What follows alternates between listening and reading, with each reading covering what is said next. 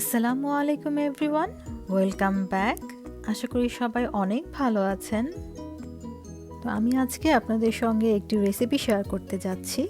আমি আমার গত ব্লগে দেখিয়েছিলাম যে আমরা সব ফ্রেন্ডরা মিলে বারবিকিউ পার্টি করেছিলাম, তো ওটারই রেসিপিটা আজকে শেয়ার করব। আশা করি আপনাদের উপকারে আসবে, আর যদি উপকারে এসে থাকে প্লিজ আমার চ্যানেলটি সাবস্ক্রাইব করে নেবেন যারা এখনও করেননি। তো তাহলে শুরু করা যাক। তো আমি আজকে চিকেনের 6টি লেগ পিস নিয়ে নিয়েছি। এরপর আমি চিকেনের যে এক্সট্রা চর্বিগুলো থাকে ওগুলো কেটে নিচ্ছি। আর চিকেন রোস্ট করার সময় আমরা একটা কাজ করি, সেটা হচ্ছে হালকা হাতে চিকেনের মাঝ বরাবর একটু কেটে নেই। তো ঠিক সেম প্রসেসে আমি এই মুরগিগুলো কেটে নিচ্ছি যাতে করে মশলাটা ভেতরে ভালোভাবে ঢুকতে পারে।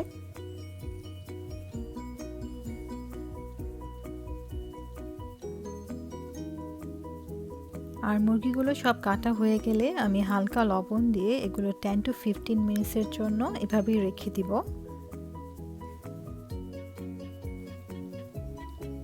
এরপর হচ্ছে বারবিকিউয়ের সস বানানোর পালা। তো সসটা বানাতে আমার কী কী ইনগ্রেডিয়েন্টস লাগবে আমি সেগুলো আগে দেখিয়ে নিচ্ছি। তো প্রথমে আমি এখানে 1.5 চামচ শুকনো মরিচের গুঁড়ো নিয়ে নিলাম। এরপর 1 চামচ ধনিয়া গুঁড়ো নিয়েছি, আর সাথে নিচ্ছি শানের যে টিক্কা মশলাটা আছে ওটা আমি 1 চামচ ইউজ করব। আর লেবুর রস লাগবে পরিমাণ মতো, আর লাগবে ব্ল্যাক পেপার, আর সাথে লাগবে হচ্ছে 1 চামচ আদা বাটা আর 1 চামচ রসুন বাটা। আর লাগছে সিজলিং মশলা। তো সিজলিং মশলাটা হচ্ছে যে আপনারা যে কোনো সিজলিং মশলা ইউজ করতে পারেন বারবিকিউয়ের। আর হচ্ছে টমেটো কেচাপ দিব আমি অল্প করে, আর টক দইটা একদমই স্কিপ করা যাবে না, টক দই তো মাস্ট। আর লাগছে এই স্মোকি যে সসটা আছে ওটা। আর এই স্মোকি সসটাই কিন্তু যে কয়লায় যে বারবিকিউ করলে ফ্লেভারটা আসে ওটা নিয়ে আসবে। এরপর আমি একটি মিক্সিং বলে পরিমাণ মতো টমেটো কেচাপ নিয়ে নিয়েছি। তো আমি এখানে 2 টেবিল চামচ টমেটো কেচাপ নিয়েছি, আর সাথে 1 টেবিল চামচ বারবিকিউ সস অ্যাড করে নিচ্ছি। বারবিকিউ সসটা কিন্তু আমি এরপরও আবার অ্যাড করব। এরপর দিয়ে দিয়েছি 2 টেবিল চামচ টক দই। তো আমি আগেও বলেছিলাম যে টক দইটা কিন্তু একেবারেই স্কিপ করা যাবে না, কারণ এটা মাংসটা ম্যারিনেট করতে অনেক হেল্প করবে। এরপর দিয়ে দিচ্ছি 1.5 চামচ শুকনো মরিচের গুঁড়ো। তো আমি যেহেতু ঝাল বেশি পছন্দ করি তাই আমি এখানে 1.5 চামচ দিয়েছি, আপনারা চাইলে 1 চামচও ইউজ করতে পারেন।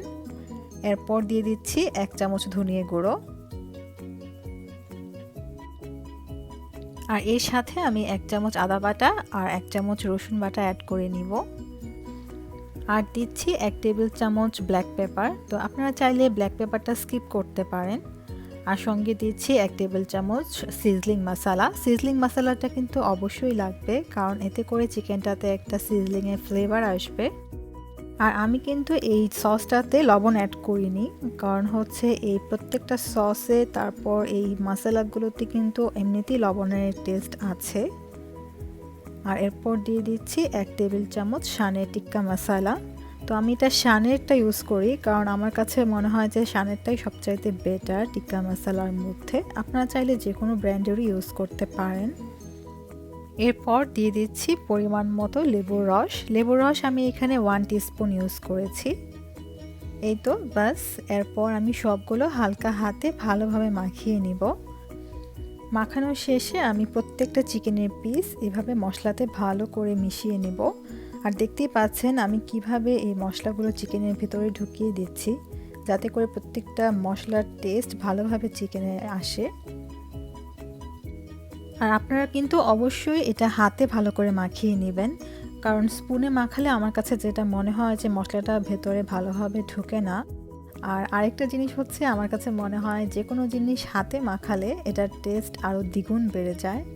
আমি জানি না এটা রিয়েলি কি এমন হয় কি না, বাট আমার এটা একটা কনসেপ্ট।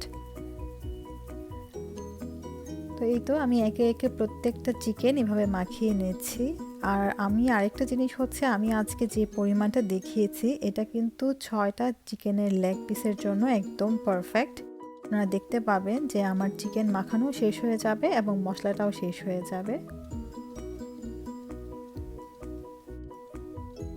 মাখানো শেষে আমি চিকেনগুলো এভাবেই রেখে দিব 30 to 40 মিনিটসের জন্য, যাতে মশলাটা ভালোভাবে ম্যারিনেট হয়। আর আমি এটা একটা র্যাপিং পেপার দিয়ে ঢেকে রাখছি। আমার চিকেন কিন্তু একদম রেডি। আমি এখন জাস্ট এটা ওভেনে বেক করে নিব। আর যারা চুলোয় বেক করতে চান আমি তাদের প্রসেসটাও বলে দিচ্ছি। তারা জাস্ট এটা চুলোতে মিডিয়াম আঁচে 30 মিনিটস চিকেনের এক পাশ ভেজে নেবেন। এরপর এটা উল্টিয়ে আবার সেকেন্ড পাশটা ভেজে নেবেন এবং প্রসেস কিন্তু একদম সেমই থাকবে। চলে আসলাম 30 মিনিটস পর। এখন আমি এটা ওভেনে বেক করব। তো বেক করার জন্য আমি যে প্লেটটা নিয়েছি সেটা আমি আজকে একটা পিৎজা ট্রে ইউজ করছি। ওই ট্রেটাতে আমি ভালোভাবে ফয়েল পেপার মুড়িয়ে নিয়েছি। মুড়িয়ে আমি এতে একে একে চিকেনগুলো দিয়ে দিচ্ছি। তো চিকেনগুলো দেওয়া শেষ হয়ে গেলে আমি এতে একটা মিক্সচার অ্যাড করে নিব। এটা হচ্ছে এই যে বারবিকিউ সসটা ছিল ওইটা, আর এতে আমি অল্প সরিষার তেল অ্যাড করে নিব। অ্যাড করে আমি এটা চিকেনের গায়ে ভালোভাবে মাখিয়ে দিব। আর এটাতে একটা জুসি ফ্লেভার আসবে। আর এটা যদি আপনারা অ্যাড না করেন তাহলে হচ্ছে দেখা যাবে যে চিকেনটা অনেক ড্রাই থাকে। তো আমি যেহেতু জুসিনেসটা একটু বেশি প্রেফার করি তাই আমি এটা সবসময় দেই। আপনারা চাইলে এটা স্কিপও করতে পারেন যদি কেউ ড্রাই বারবিকিউ লাইক করেন তাহলে। আর আমি কিন্তু অন্যদিকে আমার ইলেকট্রিক ওভেনটাও প্রিহিট করে নিয়েছি 370 ডিগ্রি টেম্পারেচারে 5 মিনিটসের জন্য। এরপর আমি এই চিকেনগুলো 370 ডিগ্রি টেম্পারেচারে 20 মিনিটসের জন্য বেক করে নিব এক পাশ। আর একটু পরপর কিন্তু খেয়াল রাখতে হবে যাতে চিকেনগুলো পুড়ে না যায়।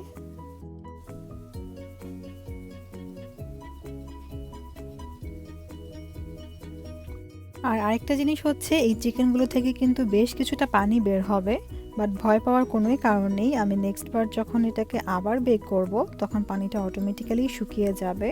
তো চিকেনগুলো বের করে নিলাম 20 মিনিটস পর। এরপর আমি চিকেনগুলোকে উল্টিয়ে দিচ্ছি। এখন আমি সেই সসটা লাইক ওই বারবিকিউ সস আর সয়াবিন তেল দিয়ে যে মিক্সটা বানিয়ে রেখেছিলাম ওটা আবার ভালোভাবে ব্রাশ করে দিব। ব্রাশ করে আমি আবার সেম প্রসেসে 370 ডিগ্রি টেম্পারেচারে আবার 20 মিনিট বেক করে নিব।